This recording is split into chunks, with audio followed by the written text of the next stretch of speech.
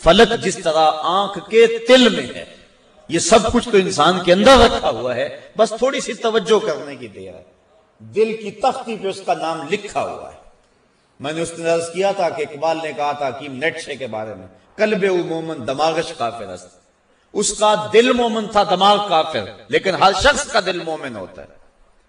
تو اس دل کی ایک ایک پرت پہ رب کا نام لکھا ہوا ہے۔ اور کافر کو کافر اس لیے کہتے ہیں کہ وہ اس حقیقت کو چھپا دیتا ہے۔ یہ جو کاشتکار زمین کو کھود کر اس کے اندر بیج رکھتا ہے نا، اس کو بھی عربی میں کافر کہتے ہیں، کاشتکار کو بیج کو چھپانے والا۔ تو کافر کو کافر اس لیے کہتے ہیں کہ وہ حق کو چھپاتا ہے۔ تو ہمارے سینے کے اندر ہمارے رب کا نام موجود ہے، اور دل تو ٹھکانہ ہی اس کا ہے، دل تو بنایا ہی اس لیے ہے کہ یہ اللہ کا عرش بنے۔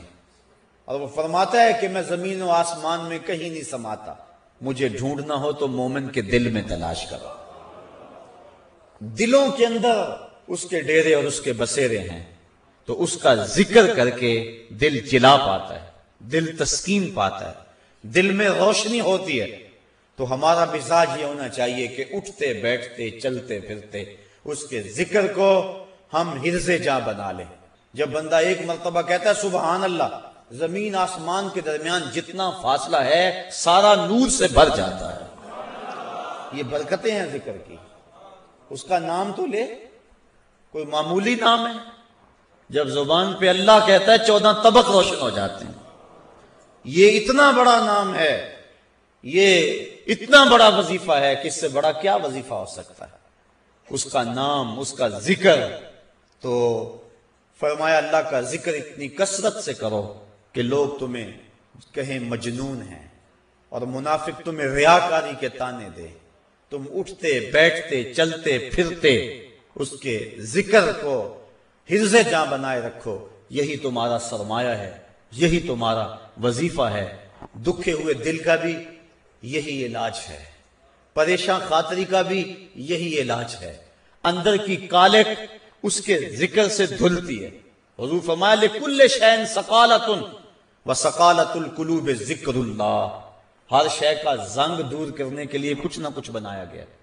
کپڑے کو میل لگ جائے تو صابن یا سرف سے دھوتے ہیں، اس طرح لوہے کو زنگ لگ جائے تو ریگ مار سے صاف کرتے ہیں۔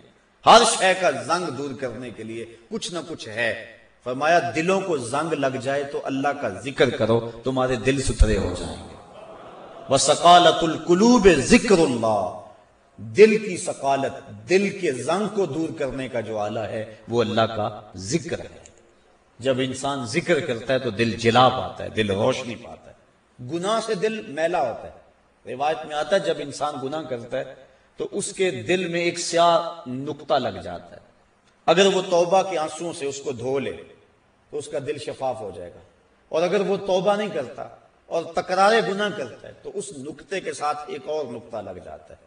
وہ غیر مرئی نقطہ ہے، ہم اپنی آنکھوں سے نہیں دیکھ سکتے، لیکن وہ دل کے اوپر پھیلتا چلا جاتا ہے۔ گناہ پر گناہ اس کے دل کو سیاہ کر دیتا ہے۔ پھر ایک ایسا موقع بھی آتا ہے کہ اسے بدی اور نیکی میں تمیز ختم ہو جاتی ہے۔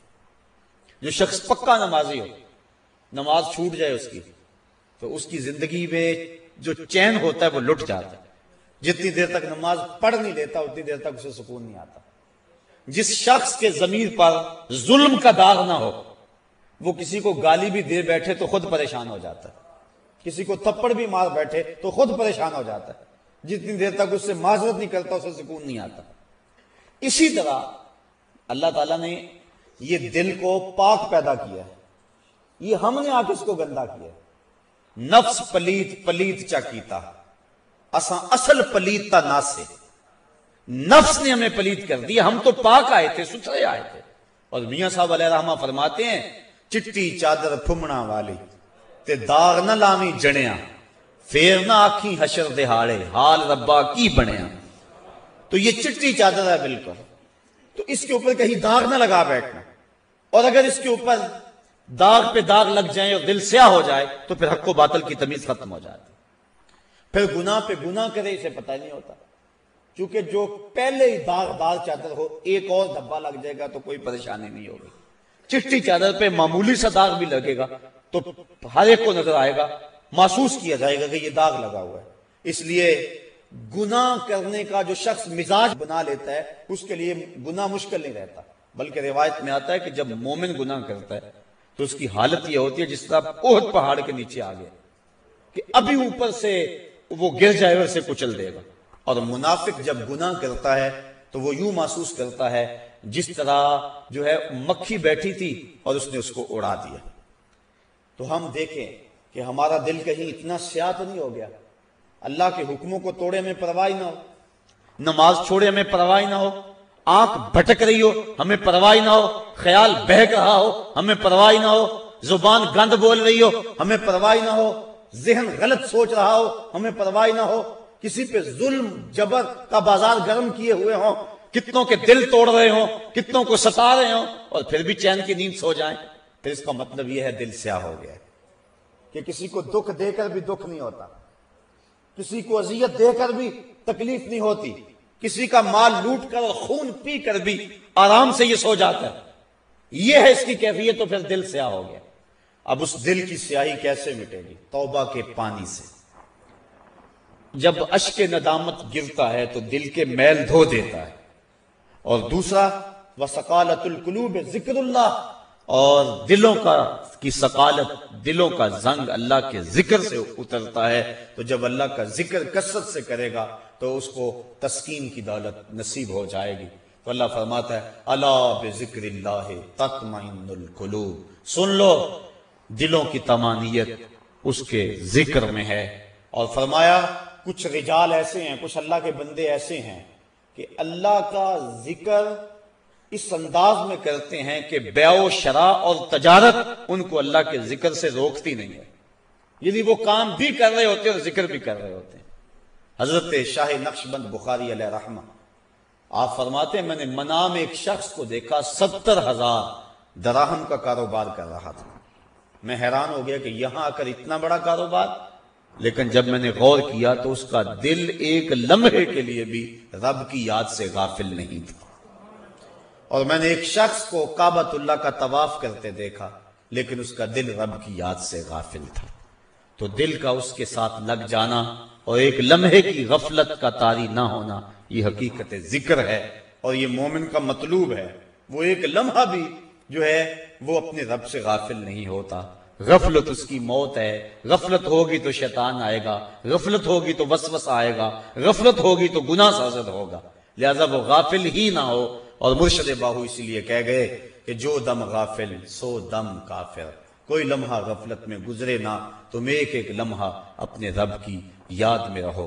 تو ارشاد فرمایا یا ایھا الذین آمنوا اذکروا اللہ ذکرا کثیرا، اے ایمان والو کثرت سے اپنے رب کا ذکر کرو، اس کا نام کثرت سے لیا کرو۔ اللہ مجھے آپ کو کثرت سے ذکر کی توفیق عطا فرمائے۔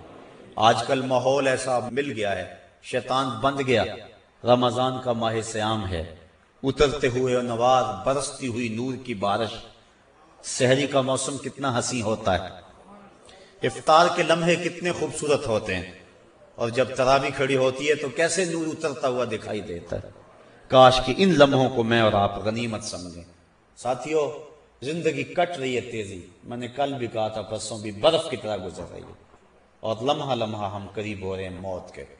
رمضان کے لمحوں کو غنیمت سمجھ لو اور اپنی ما قبل کی زندگی کو دیکھو اور مستقبل کی منصوبہ بندی کرو، اور اپنے رب کے ذکر سے اپنے من کے اجالوں کا سامان کر لو۔ اللہ مجھے آپ کو اپنے ذکر کی لذتوں سے سرشار کر دے۔ کار ما آخر شدو آخر زما کار نشد، مشتے خاک ما غبارے کوچائے یار نشد۔